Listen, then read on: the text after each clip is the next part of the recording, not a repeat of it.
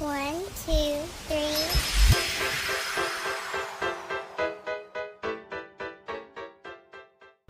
Halo, perkenalkan nama aku Cecil. Namaku Setiawan. Wah, kita ini sama-sama dari jurusan akuntansi. Udah pakai baju sama-sama warna hijau. Kira-kira akuntansi apa sih yang ada hijau-hijaunya gitu? Akuntansi perpajakan kayaknya nggak mungkin ya.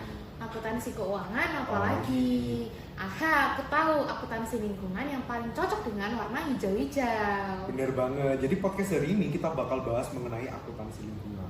Tapi sebelum masuk lebih lanjut, kita harus tahu dulu nih definisi dari akuntansi lingkungan. Jadi akuntansi lingkungan adalah cabang akuntansi yang menggabungkan dua hal. Yang pertama ilmu akuntansi dan yang kedua adalah lingkungan hidup. Jadi pada akhirnya implementasinya adalah bagaimana perusahaan ini memasukkan biaya lingkungan ke dalam laporan keuangan mereka. Kamu bisa nemuin laporan keuangannya ada bau-bau akuntansi lingkungan ini di sustainability report dari perusahaan tersebut. Wah, tadi sudah sempat di-mention nih terkait dengan biaya lingkungan. Klasifikasi biaya lingkungan sendiri itu ada banyak loh. Apa aja sih? Yang pertama yaitu biaya pencegahan lingkungan. Seperti namanya sendiri, biaya pencegahan lingkungan merupakan biaya yang dikeluarkan oleh perusahaan untuk mencegah diproduksinya limbah yang dapat merusak lingkungan. Contohnya gimana ya? Contohnya, biaya yang digunakan oleh perusahaan untuk membeli alat produksi yang mampu meminimalisir polusi. Yang kedua, ada biaya deteksi lingkungan. Sesuai dengan namanya, biaya ini dikeluarkan oleh perusahaan untuk memastikan bahwa perusahaan telah memenuhi standar lingkungan. Contohnya, biaya yang dikeluarkan oleh perusahaan untuk mengukur tingkat pencemaran. Kamu tahu nggak sih kalau misalnya standar akuntansi lingkungan di Indonesia sendiri itu masih belum terbuat secara spesifik. Tapi meskipun begitu, tetap ada beberapa PSAK yang dia tuh sebenarnya ada kaitannya dengan akuntansi lingkungan. Misalkan PSAK nomor 32 tentang kehutanan dan juga PSAK nomor 33 mengenai pertambangan. Nah, udah tahu kan? Yuk kita lanjut aja ke klasifikasi yang berikutnya. Nah, lanjut nih ke klasifikasi yang ketiga, yaitu biaya kegagalan internal lingkungan. Yaitu biaya yang dikeluarkan oleh perusahaan untuk memproses limbah yang tidak dibuang ke lingkungan.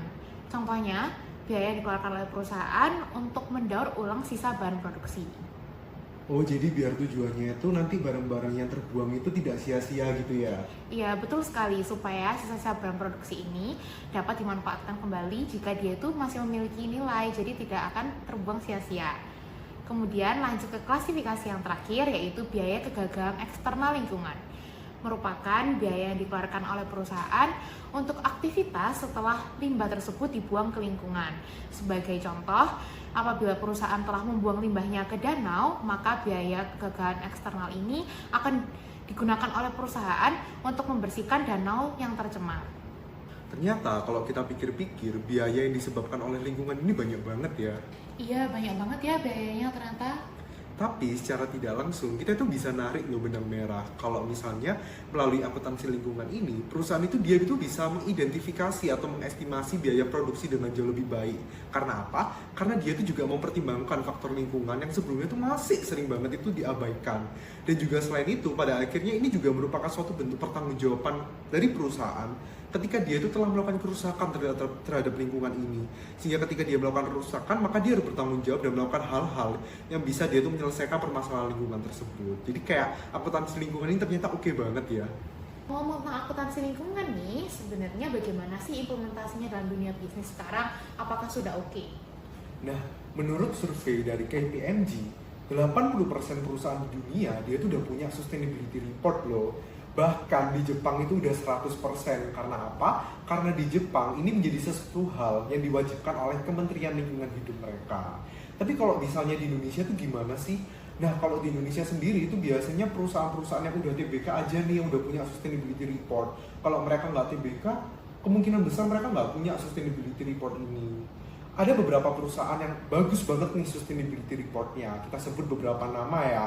Pertama misalnya PT Bukit Asam TBK, PT Timah TBK dan lain sebagainya. Dimana perusahaan-perusahaan seperti ini tuh patut banget untuk mendapatkan apresiasi. Karena apa? Karena mereka tuh menyadari gitu kalau misalnya mereka melakukan kerusakan, mereka harus tanggung jawab. Jadi pada akhirnya akuntansi lingkungan ini bagus banget buat perusahaan-perusahaan juga lebih aware dengan lingkungan mereka. Yang kita tahu bahwasannya bumi sekarang itu udah nggak asri banget nih, udah banyak kerusakan yang terjadi nih. Tuh. Nah, semoga kedepannya implementasi akuntansi lingkungan di Indonesia ini semakin kompleks ya, sehingga semakin banyak perusahaan yang lebih aware dengan faktor-faktor lingkungan dalam setiap proses bisnisnya. Nah, nggak terasa nih perbincangan kita udah mau usai.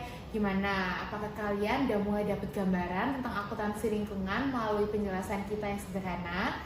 Semoga teman-teman yang menonton podcast ini mendapatkan wawasan ataupun pengetahuan baru ya. Bye!